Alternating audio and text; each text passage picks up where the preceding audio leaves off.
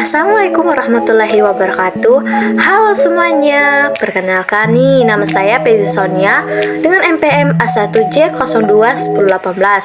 Saya berasal dari kelas 3B Pendidikan Non Formal dengan mata kuliah Pengembangan Kurikulum yang diampu oleh Bapak Dr. Muhammad Ilham Abdullah MPD. Nah, adapun pengertian pengembangan dan kurikulum. Pengertian pengembangan adalah suatu usaha untuk meningkatkan kemampuan teknis, teoritis, konseptual, dan moral sesuai dengan kebutuhan melalui pendidikan dan latihan.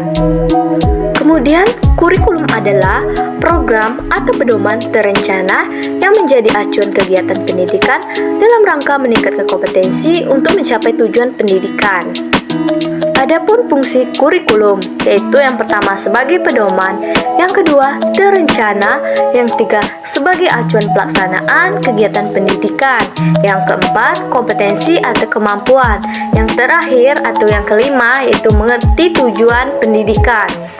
Adapun komponen sistem kurikulum yang pertama yaitu tujuan, yaitu ada tujuan nasional, tujuan lembaga, tujuan bidang studi, dan tujuan pokok bahasan. Yang kedua, isi kurikulum yaitu dirancang oleh pedoman seperti mata kuliah untuk mencapai tujuan.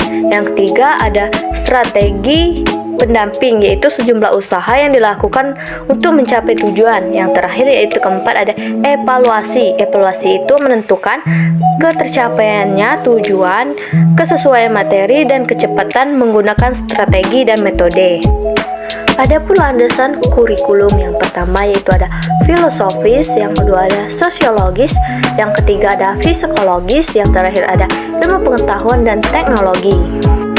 Perkembangan kurikulum di Indonesia sejak tahun 1947 hingga sekarang. Yang pertama ada kurikulum 1947, belum mengalami kematangan atau tidak menekankan kepada kompetensi. Kecerdasan hanya menekankan warga negara yang baik. Yang kedua ada kurikulum tahun 1952, menekankan kepada masyarakat sesuai dengan kebutuhan sehari-hari.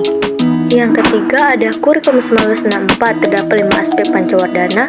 Yang pertama ada moral, yang kedua kecerdasan, yang ketiga emosional, yang keempat keterampilan, yang kelima menekankan 5 aspek tersebut.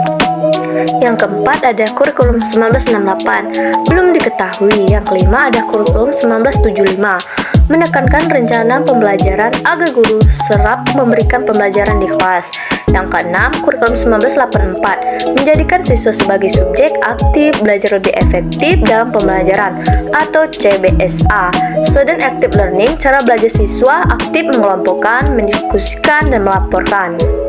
Yang ketujuh ada kurikulum 1994, kurikulum menekankan tentang muatan lokal. Yang ke-8, kurikulum 2004 atau kurikulum berbasis kompetensi. Yang ke-9, kurikulum 2006 atau KTSP. Yang ke-10 ada kurikulum 2013, dan terakhir ada kurikulum 2020 atau kurikulum merdeka yang dilakukan sampai sekarang.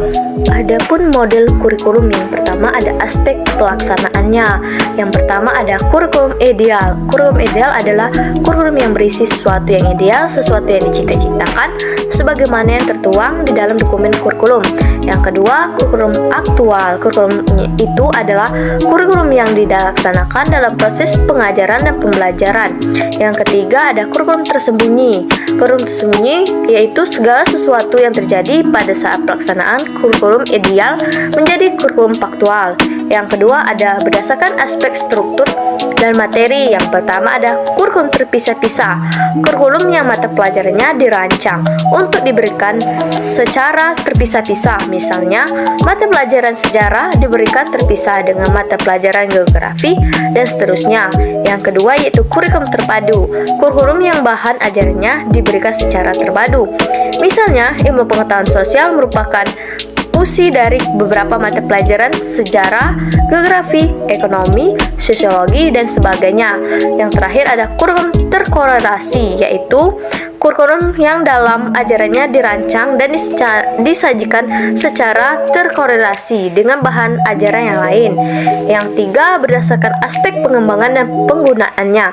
Yang pertama ada kurikulum nasional, kurikulum yang disusun oleh tim pengembangan tingkat nasional dan digunakan secara nasional.